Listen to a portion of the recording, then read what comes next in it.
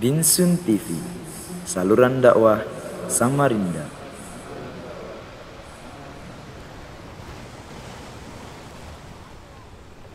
Assalamualaikum warahmatullahi wabarakatuh.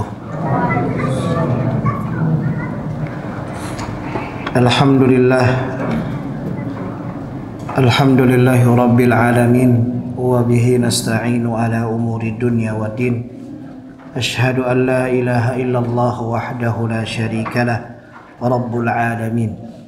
Wa ashhadu anna Muhammadan abduhu wa rasuluh, asyraful anbiya'i wal mursalin, sallallahu alaihi wa ala alihi wa ashabihi ajma'in. Amma ba'd. Alhamdulillah, segala puji bagi Allah Subhanahu wa ta'ala yang telah memberikan kita kesempatan untuk dapat berjumpa pada malam hari ini. Semoga kesempatan ini adalah kesempatan yang berharga, kesempatan yang dapat kita manfaatkan dengan baik, dan semoga Allah Subhanahu wa ta'ala memperjumpakan kita kembali dengan Ramadan yang akan datang. Amin ya rabbal alamin.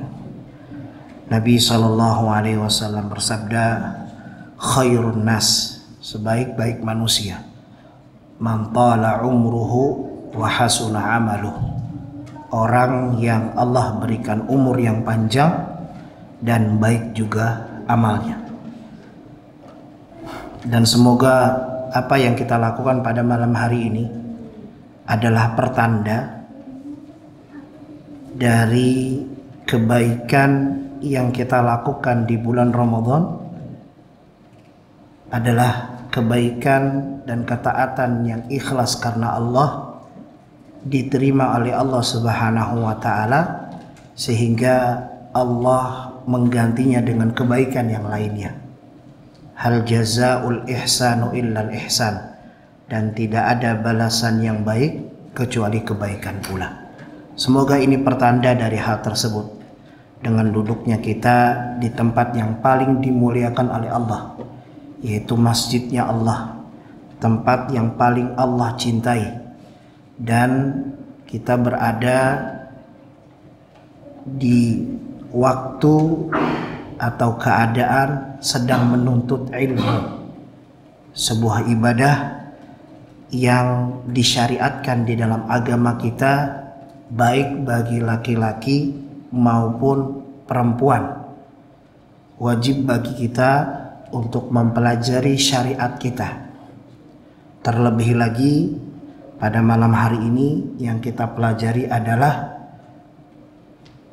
Nabi kita Muhammad sallallahu alaihi wasallam, Nabi terakhir, Nabi terbaik, dan penutup para nabi, asyraful anbiya'i wal mursalin, semulia-mulianya nabi, sayyidul anbiya'i wal mursalin, pemimpin para nabi dan para rasul. Maka ini adalah kesempatan yang sangat luar biasa, kesempatan yang baik. Mari kita iringi dengan hati ikhlas karena Allah Subhanahu wa ta'ala, dan kita bawa hati kita di dalam mempelajari sirah Nabi Muhammad sallallahu alaihi wasallam. Lantas mungkin ada pertanyaan bagi kita, kenapa mesti kita belajar sirah Nabi Muhammad sallallahu alaihi wasallam? Karena yang pertama adalah jasa beliau. Beliau sudah berupaya, bersusah payah, diusir dari kampungnya, diberikan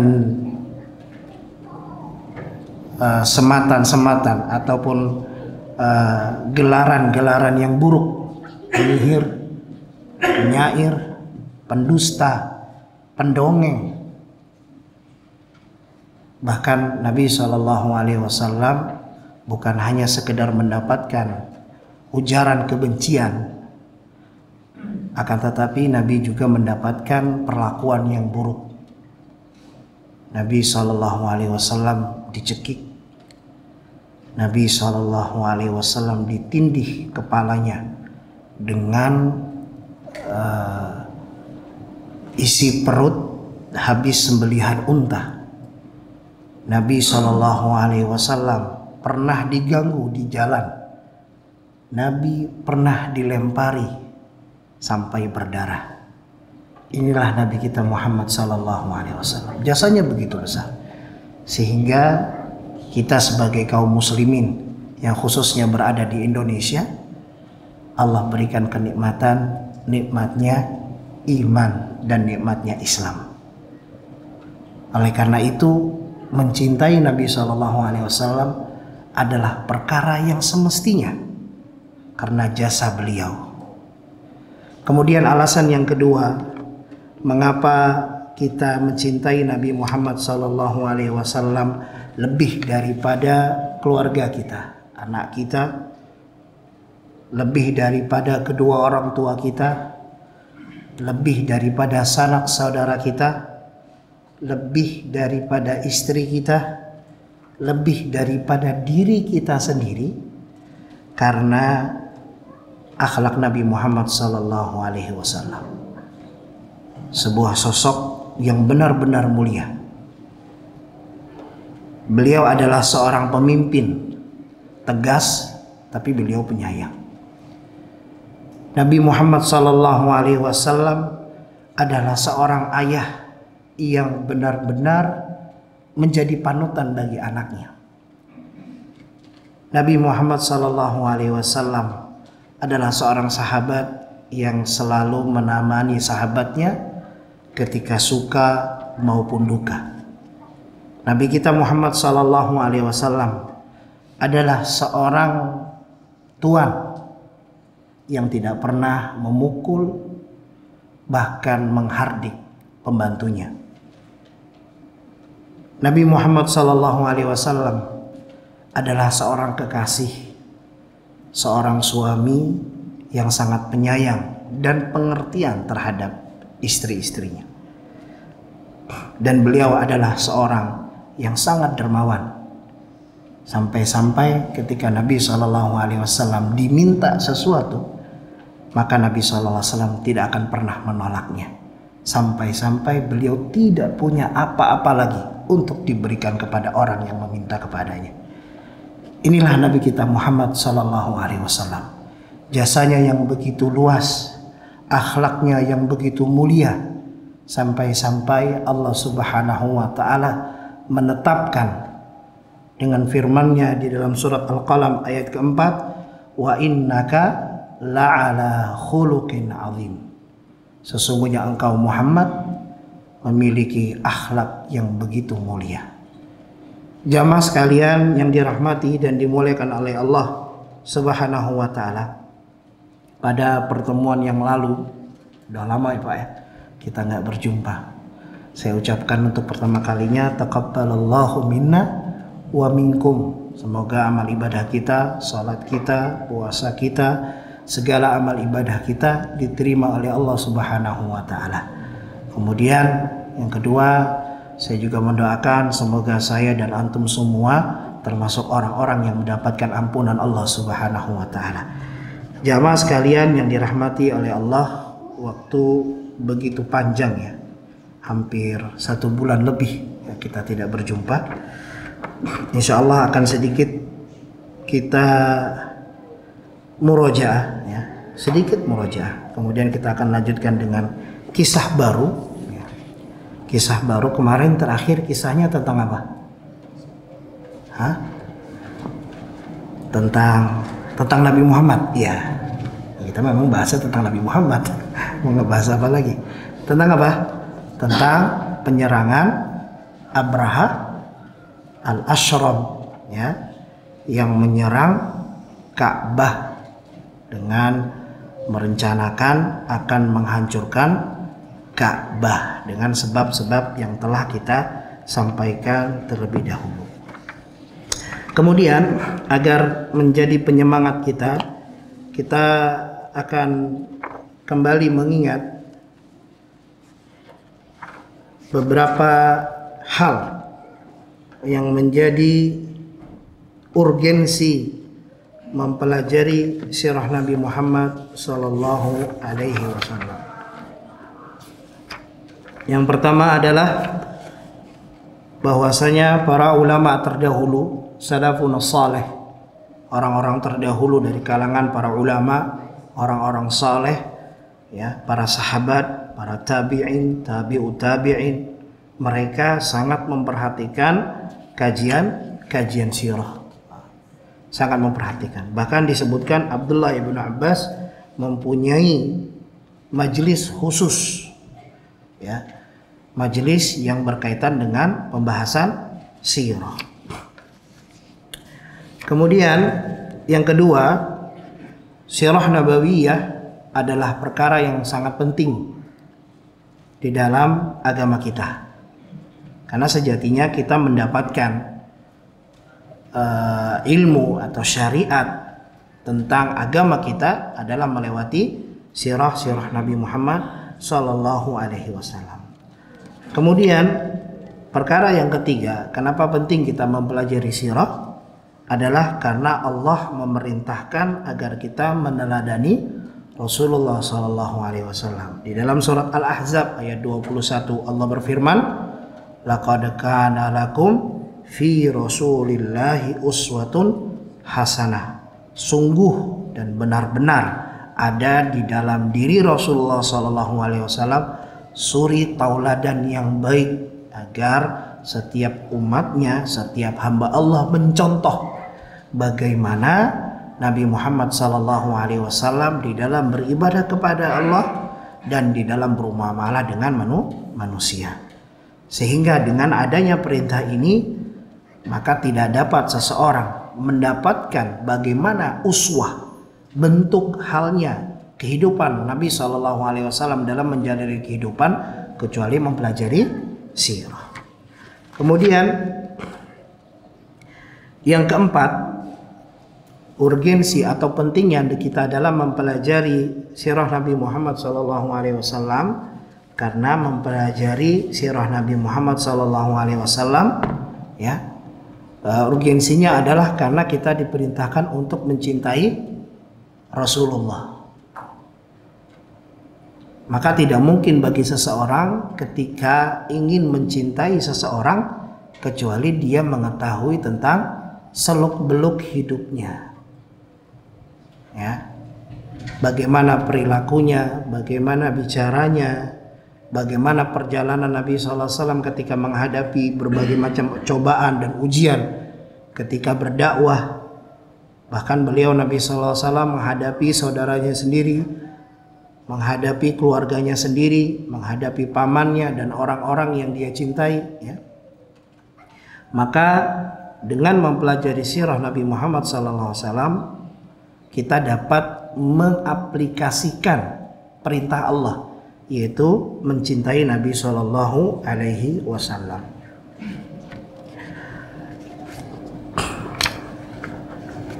Kemudian urgensi yang kelima, bahwasanya dengan mempelajari sirah nabawiyah adalah menjadikan seseorang mempunyai gambaran atau potret bagaimana seorang pemimpin yang berhasil, seorang pendakwah yang berhasil, seseorang dai yang benar-benar mendapatkan gelar, ya, ulul azmi minar rusul, yaitu orang-orang yang berpegang teguh dari kalangan para nabi dan rasul yang mempunyai kesabaran yang begitu luar biasa. Maka seseorang tidak dapat mengambil sebuah pelajaran untuk menjadi seorang dai yang sukses dunia dan akhirat kecuali dengan mengikuti metode yang ada di dalam sirah Nabi Muhammad sallallahu alaihi wasallam. Kemudian urgensi yang keenam atau perkara yang penting kenapa kita mempelajari sirah Nabi sallallahu alaihi wasallam. Mungkin Kita dapat mengambil sebuah contoh. Kalau dulu kita main bola Pak, lagi kecil, ada bintang kita Ronaldo. Ya. Ronaldo ahli gocek. Ya. Pokoknya suka menggocek bola sehingga bisa melesatkan bola ke dalam gawang. Dulu kalau kita ingin melihat bagaimana cara Ronaldo menggocek, kita akan lihat videonya. Kita nonton bola ya, pertandingan dia, sehingga kita ikutin segala macam, sehingga kita pun meniru dengan apa yang dia lakukan. Sama halnya ketika seseorang ingin meniru Nabi Muhammad SAW, karena dengan meniru Nabi Muhammad SAW akan Allah golongkan dengan orang-orang yang mencintai beliau. Hanya dengan menjadi tolak ukur dalam kehidupan adalah Nabi Muhammad SAW, maka itulah jalan keselamatan. Maka tidak mungkin bagi seseorang yang ingin menuju selamat dengan cara mengikuti Nabi SAW tanpa mempelajarinya. Bisa dipahami? Jadi bahwasanya seseorang tidak dapat menjadikan Nabi SAW sebagai idola dia kecuali dia mempelajari sirah Nabi Muhammad SAW. Inilah 6 hal yang menjadi alasan atau menjadi tujuan kenapa sih kita harus belajar sirah nabawiyah. Alhamdulillah kita tiap pekan ada waktu setiap hari Jumat ya. Kita upayakan luangkan waktu kita untuk mempelajari sirah Nabi Muhammad SAW. Kemudian ada beberapa poin-poin penting yang kita belajar sirah Nabi Muhammad SAW yang perlu kita ketahui. Yang pertama adalah bahwasanya poin-poin penting dalam mempelajari sirah nabawiyah, bahwasanya Al-Quran dan As-Sunnah merupakan sumber utama dalam syariat Islam. Ini poin pertama. Sebagaimana kita mendapatkan dalil-dalil dari Al-Quran yang datang kepada kita dengan riwayat hadis mutawatirah, ya, alhamdulillah sudah dibukukan, ya, kita tinggal baca. Bahkan bukan hanya sekedar kita dapatkan dengan cetakan buku, tapi juga kita bisa baca di gadget kita. Aplikasi Al-Quran begitu banyak, ya. Tinggal bagaimana kita menyibukkan dalam membaca Al-Quran. Kemudian dan sunnah merupakan sumber utama dalam syariat Islam. Allah berfirman di dalam surat An-Nahl ayat 44, wa anzalna ilaika dzikra litubayyana lin-nasi ma nuzzila ilaihim wa la'allahum yatafakkarun. Dan kami turunkan kepadamu Muhammad adz-dzikra, itu sunnah Nabi Muhammad SAW, litubayyana lin-nas, untuk menjelaskan kepada manusia ma nuzzila ilaihim, apa yang diturunkan kepada mereka, wa la'allahum yatafakkarun, supaya mereka memikirkannya. Ini dalil bahwasanya as-sunnah adalah sebagai sumber utama di dalam syariat kita. Sehingga kita tidak mungkin mendapatkan sumber ini kecuali dengan mempelajari sirah Nabi Muhammad SAW. Kenapa kita sampaikan poin ini? Karena di luar sana ya, terdapat orang-orang yang menyimpang. Orang-orang yang menyimpang, yang mereka adalah orang-orang ingkaru sunnah, menolak sunnah. Karena mereka katakan sunnah ini datang dari Nabi Muhammad. Nabi Muhammad adalah seorang manusia yang mungkin salah, ya, yang mungkin melakukan hal-hal yang sesuai dengan hawa nafsunya. Maka kita katakan Allah Subhanahu wa taala telah tetapkan wa ma yantiqu anil hawa in huwa illa wahyu yuha, tidaklah Nabi berucap dengan ucapan yang berasal dari hawa nafsunya, kecuali wahyu yang Allah wahyukan kepada beliau sallallahu alaihi wasallam. Dan Nabi sallallahu alaihi wasallam pun pernah memberikan clue, tanda-tanda. Kata Nabi sallallahu alaihi wasallam, ada nanti orang-orang yang mereka malas untuk menuntut ilmu, ya, dan mereka mengatakan kita hanya menerima Al-Qur'anul Karim dan kita tidak menerima apa yang selain dari Al-Qur'anul Karim. Apa yang diharamkan oleh Al-Qur'an kita haramkan, apa yang dihalalkan oleh Al-Qur'an kita halalkan, selain itu kita tolak, ya. Inilah apa yang Nabi SAW kabarkan tentang orang-orang tersebut. Kemudian poin yang kedua, bagaimana kita mengenali Nabi Muhammad SAW dengan benar,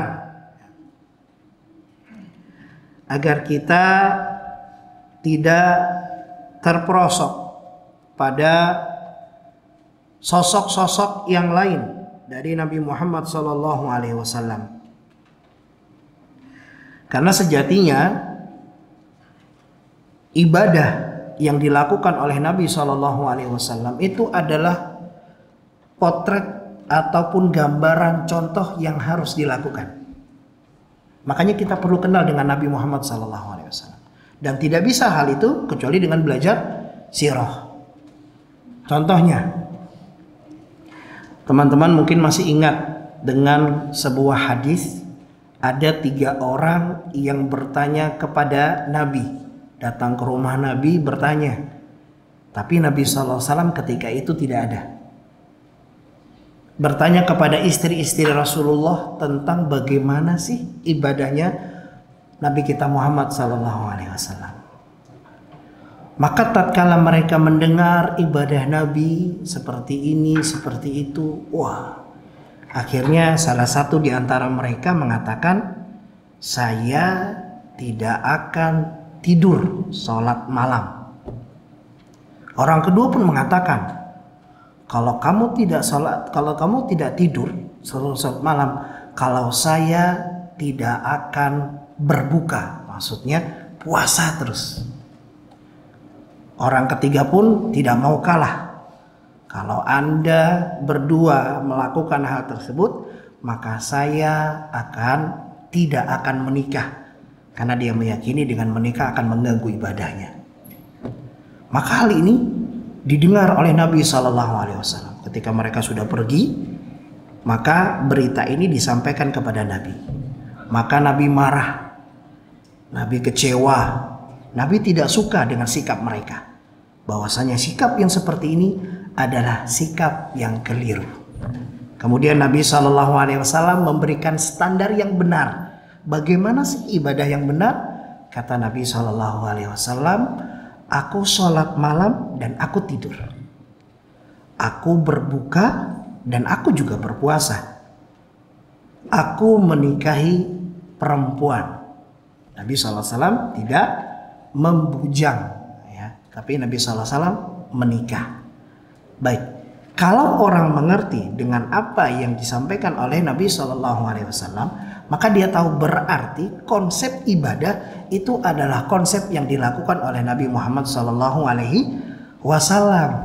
bukan sesuatu yang dianggap oleh perasaan kita sebagai manusia. Wah, Nabi aja yang diampunkan dosanya, ya, melakukan hal yang demikian, berarti kita harus lebih. Nah, ini kan tidak kenal dengan Nabi SAW. Nabi SAW sangat rahmat dan sangat kasih sayang terhadap kaum muslimin. Masih ingat kisah Nabi SAW sholat tarawih? Beliau tidak berangkat ke masjid, khawatir kalau Nabi SAW melakukan ini dengan kontinu terus menerus, maka khawatir diwajibkan. Inilah Nabi kita Muhammad SAW. Jadi kenal dengan baik dengan beliau, dan ini tidak mungkin kita dapatkan kecuali dengan cara mempelajari, ya, sirah Nabi Muhammad SAW. Kemudian poin yang ketiga adalah cintailah Rasulullah Sallallahu Alaihi Wasallam.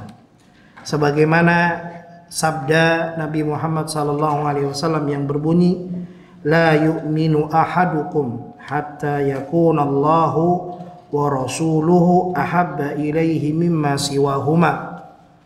Tidak beriman salah seorang di antara kalian sampai dia menjadikan Allah dan Rasulnya ya melebihi selain keduanya ya. Maksudnya lebih dia cintai daripada ya, dia lebih mencintai Allah dan Rasulnya daripada selainnya. Ini yang menjadikan kita harus standar seseorang itu memiliki iman. Sehingga ketika seseorang memiliki kecintaan kepada istrinya, kepada anaknya, kepada saudaranya, bahkan kepada dirinya, lebih dia cintai daripada Allah dan Rasulnya, maka dia tidak beriman. Saya ulangi kembali, tidak dikatakan seseorang itu beriman kepada Allah dan Rasulnya sampai kapan? Seseorang benar-benar mencintai Allah dan Rasulnya di atas segala-galanya, bahkan dirinya sendiri. Baik. Dan hal ini tidak mungkin didapatkan oleh seseorang kecuali dengan mempelajari sirah Rasulullah Sallallahu Alaihi Wasallam. Kemudian poin yang tak kalah penting yang keempat adalah bahwasanya dengan mempelajari sirah Nabi Muhammad Sallallahu Alaihi Wasallam, maka kita akan melihat bagaimana kebijakan Rasulullah Sallallahu Alaihi Wasallam dalam bermuamalah. Anas bin Malik menceritakan Nabi Sallallahu Alaihi Wasallam tidak pernah menghardiknya, tidak pernah bertanya bagaimana ataupun mengapa. Tidak pernah ya. Dan bagaimana sikap Nabi SAW terhadap sahabat-sahabat yang sering kita dengar, ada yang izin berzina, ada yang kencing di masjid, ada yang tiba-tiba menarik selendang Rasulullah minta duit. Masya Allah. Kalau kita begitu, wah langsung bertampar kayak kita, langsung aja berkelahi. Tapi Masya Allah, hadan Nabi Muhammad SAW begitu lembutnya. Ingat kejadian Hatib ibnu Balta'ah, seorang sahabat Al-Badri yang ikut perang Badar. Ketika hendak Fathul Makkah, beliau mengirimkan surat ya kepada orang-orang Quraisy bahwasanya Nabi SAW akan menyerang kota Makkah. Padahal Nabi SAW memberikan ultimatum, jangan ada satu orang pun menyebarkan berita kita akan memerangi kota Makkah atau akan menyerang kota Makkah. Bahkan ketika itu Nabi SAW mengalihkan arah pasukan ke tempat yang lain agar tidak diketahui bahwasanya Nabi SAW akan ke kota Makkah. Tapi Hatib ibn Balta'ah khawatir karena dia dulu di Mekah adalah orang yang sendiri ya, tidak punya apa-apa, tapi orang Quraisy yang membantunya. Dia khawatir istri dan anaknya yang berada di sana nanti malah kena bahaya, sehingga dia mencoba menarik perhatian orang-orang Quraisy ya dengan diberitakan berita bahwasanya Nabi akan menyerang agar mereka melindungi keluarganya. Bisa dipahami kisahnya, Pak? Jadi ini tujuannya awalnya bukan untuk mengkhianati, tapi Allah Subhanahu wa taala mengetahui rencana Hatib, maka Nabi sallallahu alaihi wasallam mengutus Miqdad, Zubair dan mengutus Ali radhiyallahu anhu. Jadi ketika itu dikisahkan bahwasanya surat tersebut disimpan di gulungan rambut ya oleh seorang wanita biduan ya. Maka tatkala dikejar oleh sahabat, maka terkejarlah wanita ini dan ditanya sama Ali, mana suratnya? Kata perempuan tersebut, nggak ada surat apa-apa wahai Ali. Enggak, pasti ada suratnya. Enggak ada. Mau diperiksa akhwat, ya kan? Wah, bingung nih, kata Ali. Kemudian kata Ali radhiyallahu an, demi Allah, Nabi tidak berdusta. Pasti engkau menyembunyikan surat tersebut. Kemudian Ali mengatakan, kalau kamu nggak mau, ya, kalau kamu nggak mau menunjukkan di mana surat tersebut, saya akan telanjangin kamu. Perempuannya takut melihat kesungguhan Ali radhiyallahu an. Akhirnya apa? Akhirnya dia menyuruh agar Ali radhiyallahu an berbalik. Jangan lihat, dia mau buka penutup rambutnya. Jadi biduan zaman dahulu itu tahu malu juga. Jadi rambutnya ditutupin. Ketika mau dibuka, Ali disuruh berbalik. Dia buka, akhirnya diserahkan. Kemudian disampaikan kepada Nabi SAW. Hatib dipanggil. Kira-kira kalau kita dalam keadaan seperti ini, bagaimana sikap kita? Wah, pengkhianat, pendusta. Rupanya kamu ini selama ini adalah musuh dalam selimut. Wah, sama pemikiran kita sebagaimana pemikiran Umar. Umar langsung minta izin. Wahai Nabi, izinkan saya penggal kepala munafik ini. Wah, keadaan mencekam. Jelas Hatib khawatir karena Umar adalah orang yang dikit-dikit hilang kepala. Tapi kata Nabi SAW, sesungguhnya Hatib ya tidak melakukan hal tersebut sebuah kesalahan, akan tetapi beliau adalah seorang yang mengikuti perang Badar, sehingga Allah Subhanahu wa taala memuliakan mereka yang mengikuti perang Badar. Kata Allah, i'malu ma syi'tum qad ghafartu lakum. Masya Allah. Lakukan apa yang kalian inginkan, sesungguhnya Allah telah mengampuni dosa kalian. Wah, ini yang didapatkan oleh Hatib Ibnu Batah. Maka tatkala mendengar hal tersebut, lihat bagaimana sikap Umar adalah sikap yang patuh terhadap Nabi. Beliau menangis dan meminta maaf dengan sikap beliau. Ini yang dihadapi. Nabi SAW bijak dalam menanggapi hal tersebut. Dan masih banyak lagi kisah-kisah yang lainnya yang begitu sangat luar biasa ketika Nabi SAW menghadapi masalah demi masalah, ya, demi ujian demi ujian yang beliau hadapi di dalam hidup beliau. Jamaah sekalian yang dirahmati dan dimuliakan oleh Allah. Kemudian yang terakhir, kita telah mempelajari tentang kisah Abraha. Kisah Abraha, dan kita akan mengambil beberapa pelajaran yang dapat kita ambil di dalam kisah ini. Ada sekitar 9 faedah. Yang pertama adalah faedah yang dapat kita ambil dari kisah Al-Abraha, bayanu syarfil Ka'bah awwalu baitin wudi'a linnas.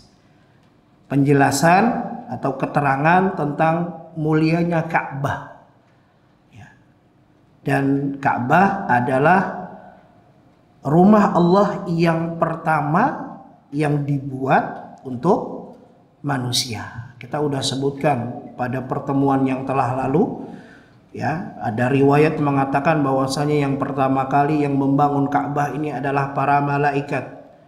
Ada yang mengatakan bahwasanya riwayat yang membangun ini adalah para nabi terdahulu. Tapi yang rajih insyaallah yang membangunnya adalah Nabi Ibrahim dan Nabi Ismail alaihima assalam. Dan orang-orang musyrikin Arab itu mereka sudah sejak lama, ya, sudah sejak lama mereka sudah memuliakan Ka'bah, ya. Dan sejak lama sudah ada yang namanya bulan haram. Jadi sudah memang dimuliakan oleh mereka. Apalagi setelah terjadinya perang, ya, Abraha menyerang. Wah, itu semakin kota Mekah atau Ka'bah itu benar-benar dimuliakan.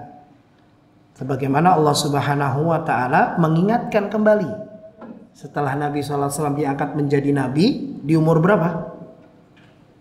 40. Berarti kalau tahun kelahiran Nabi di tahun peperangan tersebut, berarti jaraknya berapa tahun? 40 tahun. Baik, kira-kira 40 tahun waktu yang cukup lama atau sebentar? Lama? Sebentar. 40 tahun tuh nggak lama. Ya mungkin sebagian menyebut wah 40 tahun lama. Tapi orang Arab masih terngiang, kejadian tersebut masih ingat. Karena itu kejadian luar biasa yang mereka melihat dengan mata kepala mereka sendiri. Baik, itu kejadian luar biasa. Kejadian yang luar biasa di Indonesia apa? Tsunami. Betul. Masih ingat gak sampai sekarang? Masih ingat. Kemudian kejadian kemarin yang juga luar biasa di Palu ya. Bumi berjalan. Wah, itu juga kita ingat ya. Kita ingat kejadian-kejadian tersebut. Nah, ini kejadian yang luar biasa yang mereka lihat dengan mata kepala mereka. Sehingga Allah Subhanahu wa taala mengingatkan nikmat ini dengan turunnya surat Al-Fil. Allah mengingatkan bahwasanya kalian dahulu adalah orang-orang yang bertakwa kepada Allah, orang-orang yang menyembah Allah. Allah ingatkan orang-orang Quraisy, musyrikin Quraisy ketika itu diingatkan dengan kejadian-kejadian tersebut. Bahwasanya tipu daya yang dilakukan oleh Abraha dengan ingin menghancurkan Ka'bah, Allah Subhanahu wa taala hancurkan mereka ke asfim ma'kul, seperti daun yang dimakan ulat. Kemarin waktu kisahnya yang kita ceritakan, apakah mereka mati semua? Habis semua nggak pasukannya? Habis nggak? Ya mati, ya sebagian mati. Mati semua nggak pasukannya? Ayo, masih ingat ya? Enggak, sebagian aja yang mati. Jadi sebagiannya pulang dalam keadaan keasfi makul, seperti daun yang dimakan ulat. Habis badannya itu kena apa namanya? Kena batuan dari mana? Min sijil. Agar diperlihatkan itu di perjalanan dari kota Makkah sampai ke Yaman, mereka kembali dalam keadaan porak-poranda. Baik. Nah, itu Allah SWT. Kemudian pelajaran yang kedua. Hasdun nasara wa hiqduhum ala Makkah wa ala al-Arab. Ya. Alladina yu'azzimuna hadzal bait. Walidzalika arada Abraha an yusarrifa al-Araba an ta'zimi baitillah bibina'i kanisah Qulais. Ini yang kita ketahui bahwasanya inilah kedengkian, ya, kedengkian hasad yang dimiliki oleh orang-orang Nasara terhadap kota Makkah dan ya terhadap orang-orang Arab. Masya Allah Pak, sampai sekarang alhamdulillah. Semoga alhamdulillah kemarin kami dapat kesempatan untuk dapat umroh di akhir Ramadan. Saya juga mendoakan jamaah sekalian ketika di sana, semoga orang-orang yang belum berangkat umroh khususnya di bulan Ramadan Allah berangkatkan tahun ini. Amin. Amin ya rabbal alamin. Kita lihat di sana Pak, kota Makkah itu kota yang panas. Nggak ada tumbuhan, batu semua. Batu, bener batu. Orang mau bikin rumah, bikin hotel itu harus memangkas gunung dulu, batu, pohon, ya Allah. Tapi subhanallah, nggak berhenti orang datang ke sana. Datang tiap tahun, tiap bulan, nggak berhenti Pak. Sampai saat ini, itu sebuah bukti nyata. Bukti yang lainnya, saya lihat ini tiap hari orang bawa zam-zam, itu bergalon-galon. Dikirim ke seluruh alam, iya nggak? Kalau sudah sampai Indonesia yang 5 liter itu harganya 400 sampai 500 ribu tuh. Kalau kami dulu suka, jadi ada aqua bekas, nah itu isi air zam-zam. Nanti bulik, diplasteri, simpan dalam koper biar dapat bonusan banyak zam-zamnya. Nah insya Allah lah nanti pertemuan selanjutnya ada hadiah Zam-Zam bagi yang bisa jawab. Tapi botol kecil aja ya. Botol ganal udah ada. Nah itu Pak, kalau kita lihat semua orang minum. Dan nggak berhenti, itu kalau yang bawa galon sih. Ini orang bergalon-galon, belum yang minum di sana. Belum yang bawa pulang, belum yang dikirim. Nggak habis. Nggak habis, itu nggak habis gitu. Kalau di beberapa daerah Jawa Pak ya, maksudnya mungkin waktu itu kita di Salatiga waktu saya di pondok di Al Irsyad, kemudian pernah tinggal di Bogor juga, itu kita pakai sumur. Sumur itu biasanya ketika masa waktu panas, waktu kering, hujan nggak ada, airnya habis. Airnya habis. Di Al Irsyad itu air banyak, tapi habis juga kalau siswa itu mandi habis airnya. Bahkan pernah satu kali di dalam sumurnya udah nggak ada air. Itu yang memakai baru cuman seberapa orang. Ini di sana yang minum berjuta-juta orang, triliunan orang dari dulu sampai sekarang, dan airnya nggak habis. Airnya gak habis. Subhanallah. Ini adalah bentuk kuasanya Allah Subhanahu wa taala menyediakan hal tersebut ya untuk kita. Dan sedikit pengalaman. Jadi kita itikaf di sana. Itikaf itu dari pagi Pak. Dari jauh-jauh pagi datang. Pagi jam 9, jam 10 kita datang ke masjid. Karena kalau sudah waktu mau maghrib, wah gak ada harapan bisa masuk ke dalam. Susah, banyak orang. Jadi dari jam 9 udah masuk. Nah, yang kita kadang pikirkan, wah, kalau buka puasa kada nukar lapis coklat nih, ngalih ini apa nih buka puasa nih. Kalau kada wadai antar tatak pisang nih, aduh. Kada gorengan, Masya Allah. Di sana kan kadang kita dikasih roti Pak, roti kurma. Habis itu dikasih lagi yogurt udah. Maka yogurtnya asam pulang. Wah, udah cocok di lidah kita kan. Tapi subhanallah. Jujur. Jadi sebenarnya Zam-Zam itu adalah sebagai makanan dan minuman. Jadi dia mengenyangkan. Zam-Zam itu mengenyangkan. Dan subhanallah, saya coba minum itu aja, makan roti sama kurma, terkadang dapat keju juga, udah sambil minum, udah buka puasa sama sahur itu. Subhanallah, rupanya itu diet yang ampuh. Iya. Berangkat berat badan 103. Iya 103. Bulik berat badan 95. Wah, berhasil dietnya berarti kan? Dengan Zam-Zam. Baik, kita sekelumit cerita pengalaman yang menurut saya luar biasa ketika memang Zam-Zam ini benar-benar bermanfaat, dan Nabi SAW mengatakan liman syuribalah. Insyaallah kita akan lanjutkan kisah tentang Zam-Zam setelah azan Isya. Falyatafaddal mashkur. Baik, kita lanjutkan pelajaran yang ketiga yang kita dapatkan dari kejadian atau hadisatil fil, penyerangan Abraha ke kota Makkah untuk menghancurkan Ka'bah. Yang ketiga adalah at-tadhiyatu fi sabilil muqaddasat, ya. Pengorbanan di dalam menjaga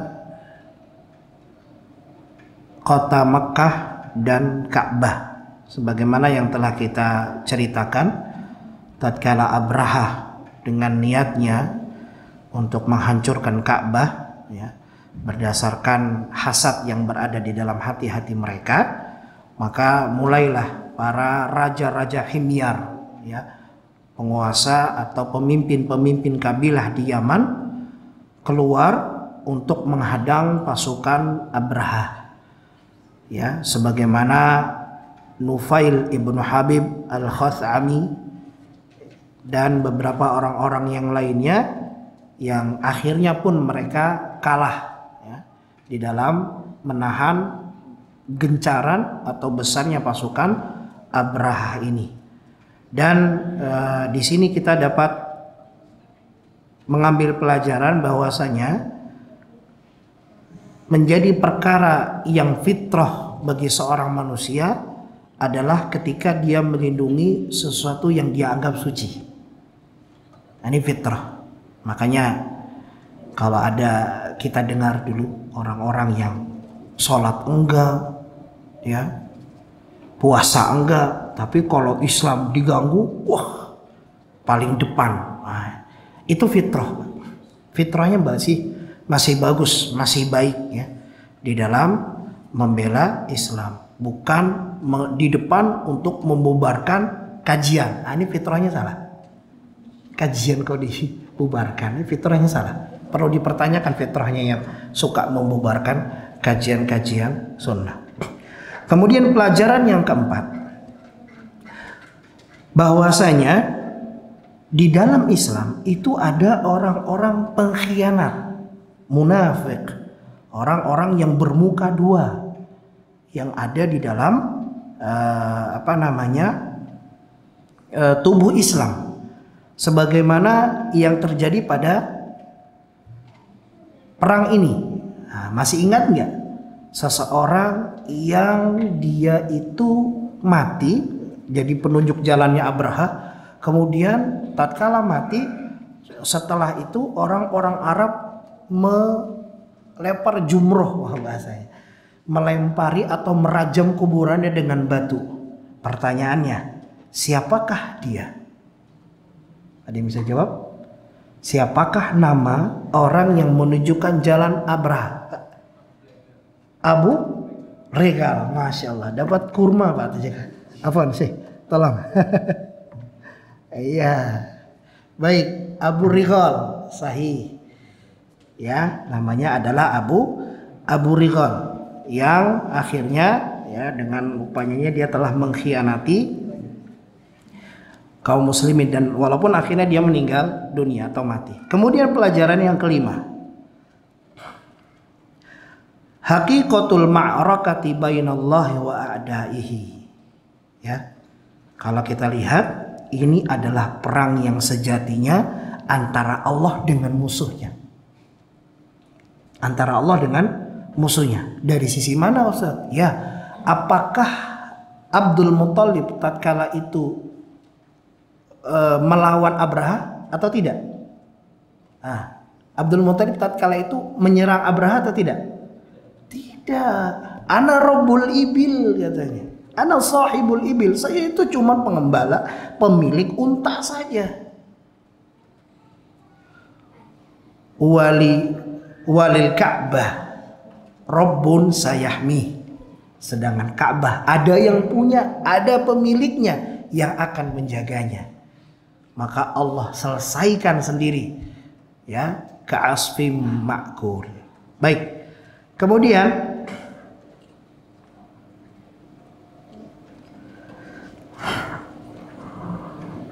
pelajaran yang keenam, ta'zimun nas lil baiti wa ahlih. Ya.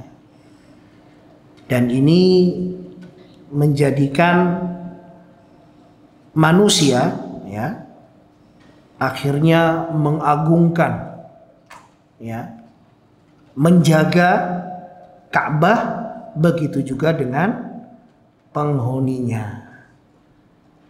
Sehingga Allah berikan keamanan bagi orang-orang Quraisy, orang-orang yang tinggal di Mekah, itu aman. Makanya Allah Subhanahu wa taala mengatakan li'ila fi Quraisy ila fihim rihlatash shita iwas saif falyabudu rabb hadzal bait alladzi at'amahum min ju' wa amanahum min khauf. Mereka mau jalan kemana aja santai. Oh, orang Mekah, jangan ganggu, bahaya, nanti kejadian kayak Abraha. Oh, aman.